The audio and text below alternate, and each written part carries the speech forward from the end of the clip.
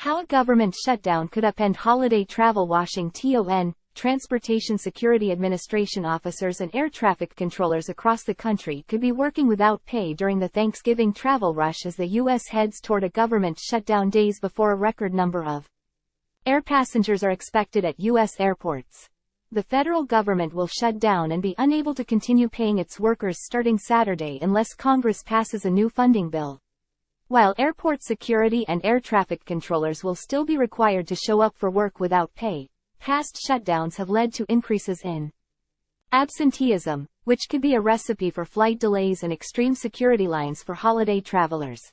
The air travel workforce is already stretched thin, with TSA officers and air traffic controllers working mandatory overtime amid staffing shortages and a record number of air travelers. The financial uncertainty of not being paid could put even more strain on the system, making it difficult for some to afford the child care and transportation needed to get to work, while others could be forced to take on second jobs. If we're going to shut down, it's going to be ugly. I'm very concerned about the mental state of the employees and how long they're willing to endure this.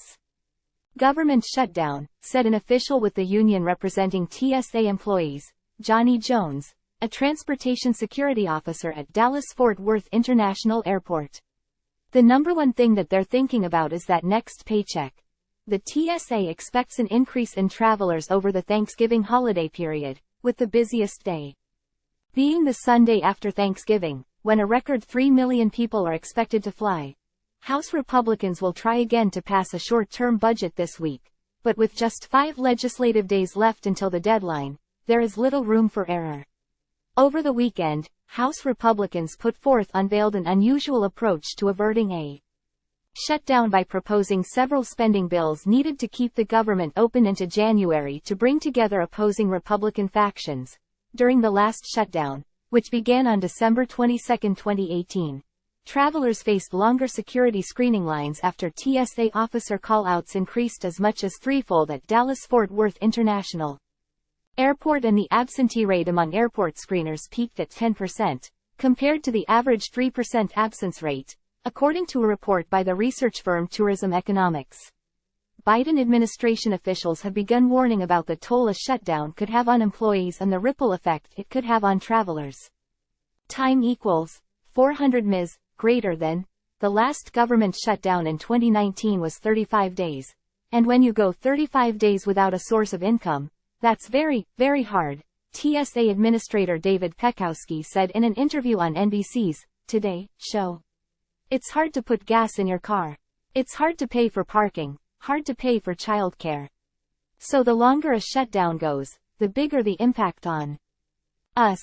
During the last shutdown, airports across the Northeast experienced major delays after an increased number of air traffic controllers called out sick. Hours after the air travel disruptions, the White House announced a deal to reopen the government. This time, the impact on air travel could be felt much sooner and more acutely given how thinly stretched the air travel workforce already is, said Joe McCartan, the executive director of the Kalmanovitz Initiative for Labor and the Working Poor at Georgetown University, who has studied past air travel labor disputes. The understaffing at air traffic control facilities is significantly worse now than it was in 2019. So you already have air traffic controllers who are working under more pressure. A lot of them are working mandatory 6-day weeks, McCartan said.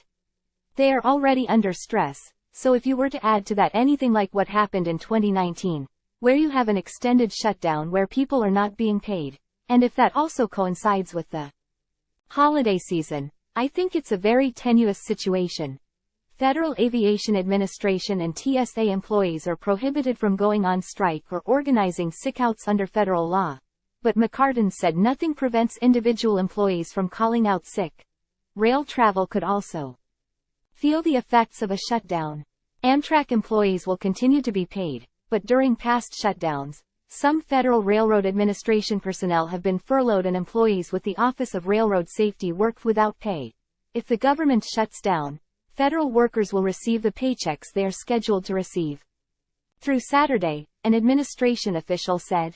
After that, workers wouldn't receive any additional pay until Congress passes a budget. In past shutdowns, Congress has appropriated back pay to reimburse federal employees for the period where they weren't paid. TSA workers and union leaders held a rally outside Hartsfield-Jackson, Atlanta International Airport on Friday, calling on Congress to act and prevent a shutdown. This is the busiest airport in the world, and the transportation security officers here work around the clock to make sure that all of these travelers reach their destination safely, Tishka Thomas, a union leader with the American Federation of Government Employees, which represents TSA agents, said during the rally. The fact that certain members of Congress are willing to play chicken with the pay of these unsung heroes is unconscionable.